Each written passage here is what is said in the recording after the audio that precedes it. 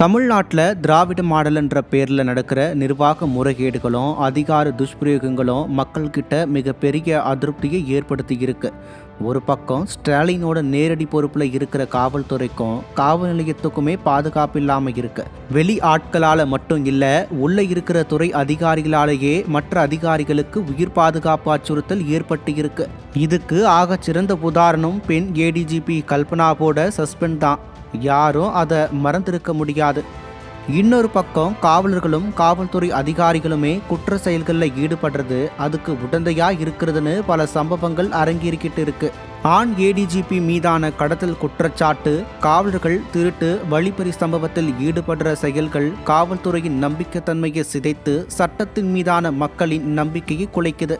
ஸ்டாலின் அரசு மக்கள் நிம்மதியா பாதுகாப்பா இருக்கிறாங்கன்னு கொக்கரிச்சாலும் இந்த சம்பவங்கள் அதற்கு முற்றிலும் மாறா ஸ்டாலின் அரசோட உண்மை முகத்தை தோலுரிச்சு காட்டுறதாகவே பார்க்கப்படுகிறது. தன் நேரடி பொறுப்புல இருக்கிற காவல்துறைக்கே பாதுகாப்பு கொடுக்க முடியாத இந்த பொம்மை முதல்வர் மக்களுக்கு எப்படி பாதுகாப்பு கொடுப்பாருன்னு மக்கள் கேட்குறாங்க. ஸ்டாலினின் திறமையின்மையால காவல்துறையில குழப்பமான நிலையும் அதிகார மையங்களில் ஒழுங்கின்மையும் இருக்கிறதாகவே சொல்றாங்க காவல்துறை வட்டாரங்கள். அந்த அவலங்களுக்கு எல்லாம் அரசு உடனே பதில் சொல்ல வேண்டிய கட்டாயம் ஏற்பட்டு இருக்கு. வெளிப்படையான மற்றும் நியாயமான விசாரணைகள் மூலமா உண்மைகள் வெளிவரணும்.